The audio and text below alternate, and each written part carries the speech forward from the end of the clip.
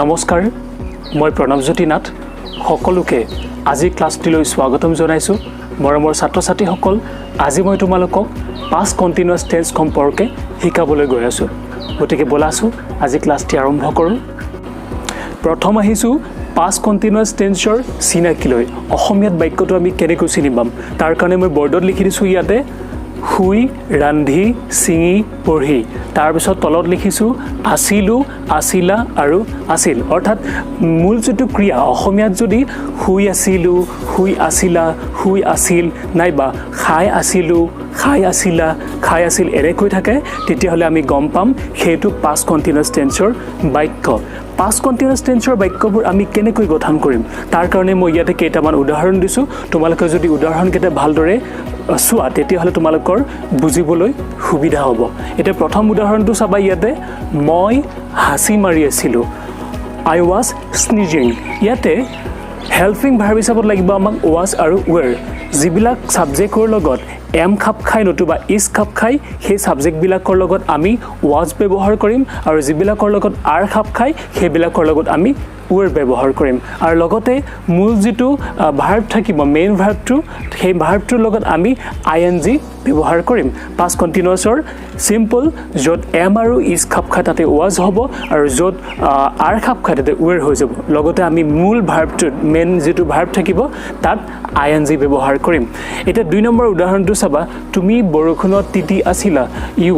U লগত যেহেতু are খাপ খাই ইয়াতে were হৈ গৈছে you were getting wet in the rain you are getting wet in the rain তাৰ পিছত চাবা 3 নম্বৰটো হি বৰখি বাই আছিল he was angling বৰখুন বোৱাৰ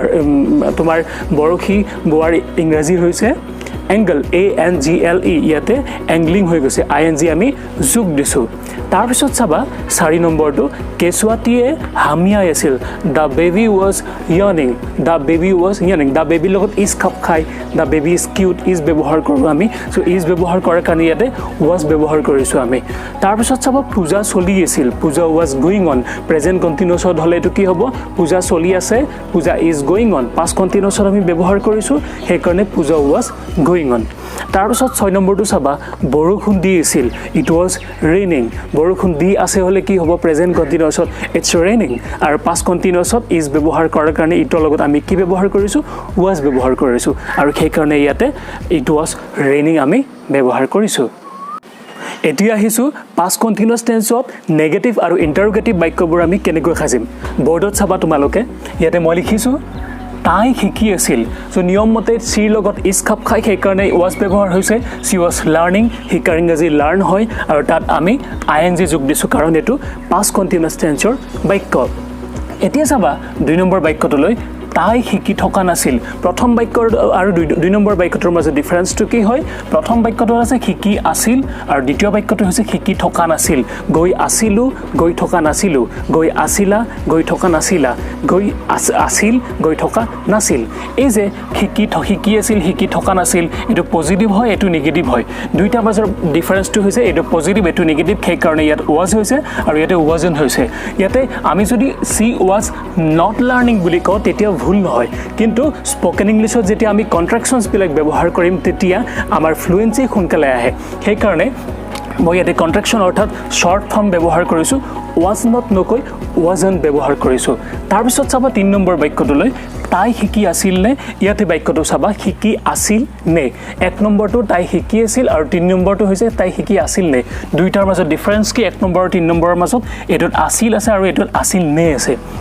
ইয়াতে আমি আছিল নে বুলি নকৈ আছিল নেকি বুলিও ক'ব পাৰো অৰ্থাৎ নে বা নেকি থাকিলে কি হয় প্ৰশ্ন হয় কোৱেশ্চন মই যদি তোমাক খুদো তুমি জানা নে মই প্ৰশ্ন কৰিছো জানাত কি লগাই দিছো নে লগাই দিছো তুমি আহা নে তুমি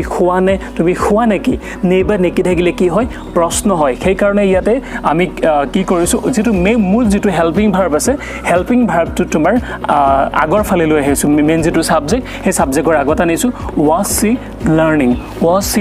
she was learning to কি হৈ গৈছে এক নম্বৰটো আছে she was learning আৰু 3 নম্বৰটো হৈছে was she learning was to আগত আহি গৈছে তাৰ পিছত চাবা 4 নম্বৰটো নম্বৰটো তাই শিকি থকা নাছিল নেকি এইটো প্ৰশ্ন 3 নম্বৰটো প্ৰশ্ন 4 নম্বৰটো প্ৰশ্ন দুইটা প্ৰশ্নৰ মাজত ডিফাৰেন্স কি আছে এটো পজিটিভ এটো নেগেটিভ এটো পজিটিভ কোৱেশ্চন হয় শিকি আছিল নে আৰু 4 নম্বৰটো শিকি থকা নাছিল নেকি গৈ থকা নাছিল নেকি খাই থকা নাছিল নেকি গৈ থকা নাছিলা নেকি খাই থকা নাছিলা নেকি এই নেগেটিভ কোৱেশ্চন হয় এইবিলাক সেই কাৰণে ইয়াতে আমি মূল যেটো তোমাৰ হেল্পিং ভাৰ্ব আছে সেই হেল্পিং ভাৰ্বত আমি নট যোগ দিছো সেই কাৰণে ইয়াতে কি হৈ গৈছে was not to wasn't হৈ গৈছে শৰ্ট ফৰ্ম ব্যৱহাৰ কৰিছো wasn't she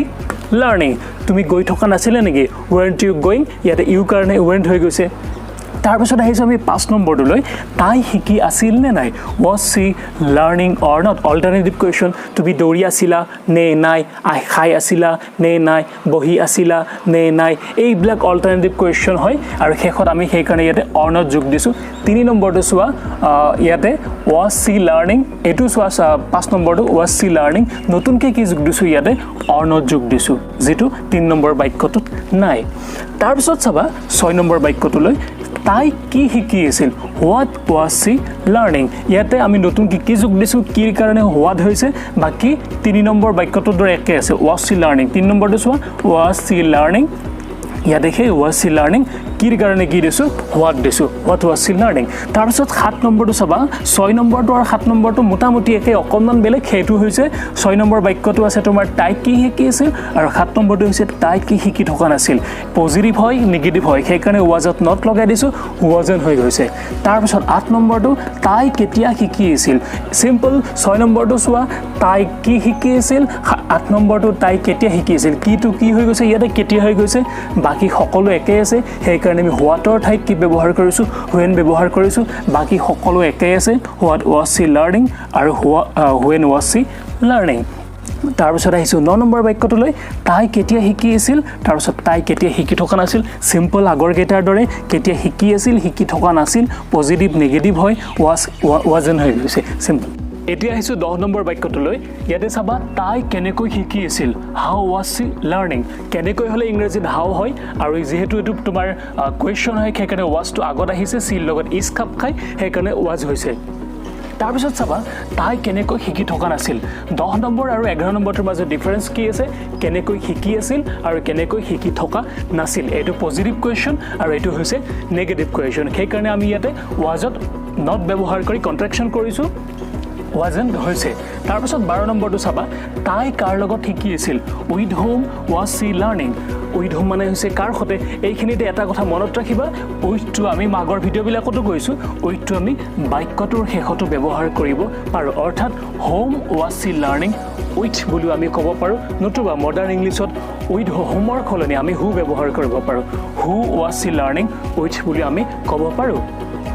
তাৰ পিছত চাবা তাই কাৰ লগত শিকি থকা নাছিল সিম্পল এটো পজিটিভ হয় এটো নেগেটিভ হয় তাই কাৰ লগত শিকি আছিল আৰু তাই কাৰ লগত শিকি থকা নাছিল সেই কাৰণে ইয়াতে was to wasn't হৈ গৈছে তাৰ পিছত 14 নম্বৰ বাক্যটো চাবা কোনে শিকি আছিল who was learning কোন বুলি কোৱাৰ লগে লগে ইয়াতে এজনৰ কথা বুজোৱা গৈছে who লগত is খাপ খাই সেই কাৰণে is to was হৈ গৈছে who was learning তাৰ পিছত 15 নম্বৰ বাক্যটো চাবা কোনে শিকি থকা নাছিল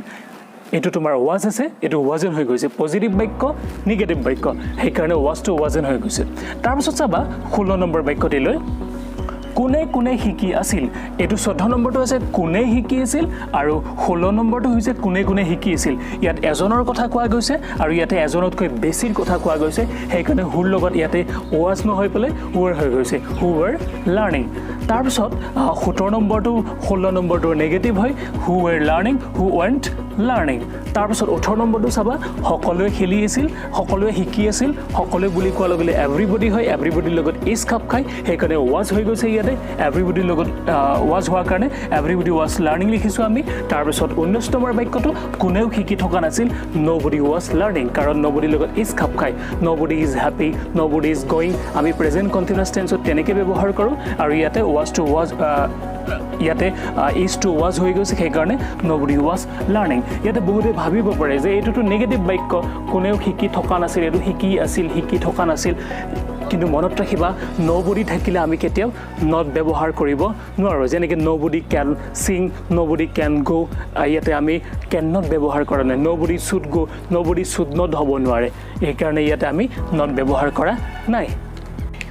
মৰমৰ ছাত্ৰ ছাত্ৰীসকল আজি লেচনটো ইমানেই আছিল লেচনটো যদি তোমালোকৰ ভাল লাগিছে তেতিয়াহ'লে এটা লাইক কৰি দিবা লগতে চেনেলটো ছাবস্ক্ৰাইব কৰিবলৈ নাপাহৰিবা আৰু যিসকলে ফেচবুকত মোৰ ভিডিঅ'টো চাই আছে তেখেতসকলক মই মোৰ পেজটো ফ'ল' কৰিবলৈ অনুৰোধ জনাইছোঁ ধন্যবাদ